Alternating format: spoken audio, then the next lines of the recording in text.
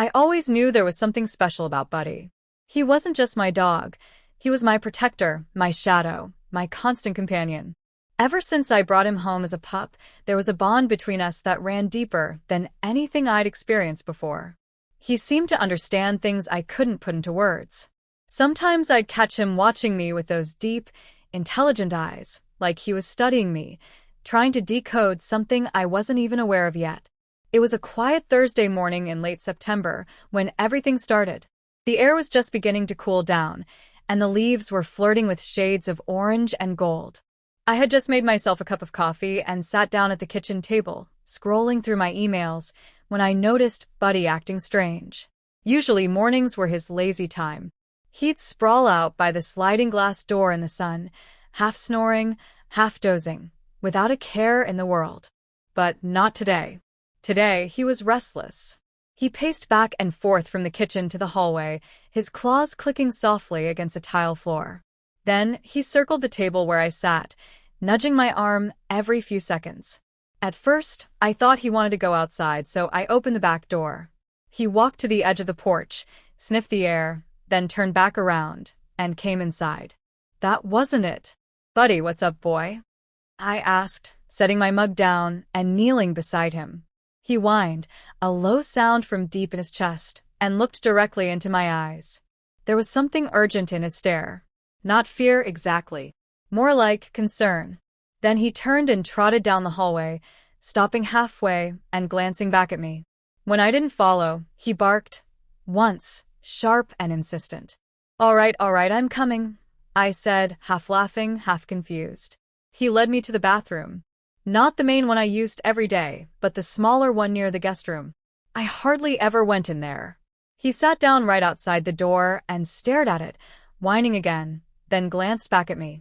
"You want me to go in?" I asked. It felt ridiculous, like I was talking to a toddler who wouldn't nap. But I opened the door anyway. Nothing looked out of the ordinary. Clean towels, closed shower curtain, neatly stocked cabinet. Still, Buddy stood up and nudged me again, this time toward the mirror. I stepped in, still unsure what I was supposed to be seeing. That's when it hit me. A wave of dizziness, sudden and strong, made my knees wobble. I grabbed the sink for balance, blinking rapidly as the room swayed around me. My first thought was low blood sugar. I hadn't eaten breakfast. But something about the moment felt deeper than just a skipped meal. I looked at myself in the mirror. My skin looked a little pale, maybe even a little gray.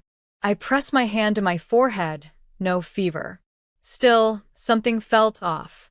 And Buddy was still there, pacing behind me now, eyes locked on my reflection. The feeling passed after a few moments, but it left a shadow behind, a nagging thought I couldn't shake.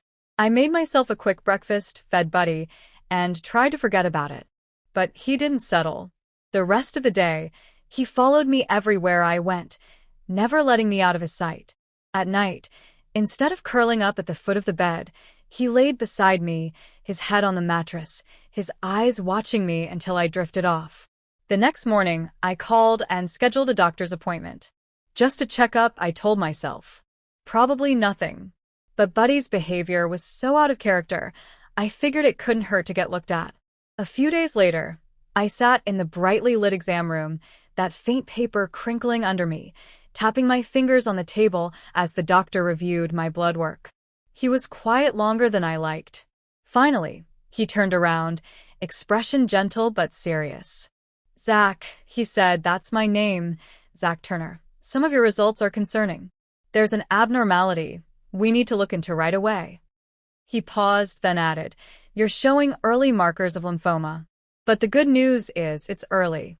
We caught it very early." My stomach dropped. My mind raced. Lymphoma? Cancer? I was 33. I felt fine, mostly. Except for that weird spell in the bathroom and Buddy. My chest tightened.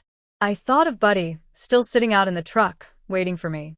I remembered the way he looked at me, the urgency in his eyes. Somehow he knew before I did.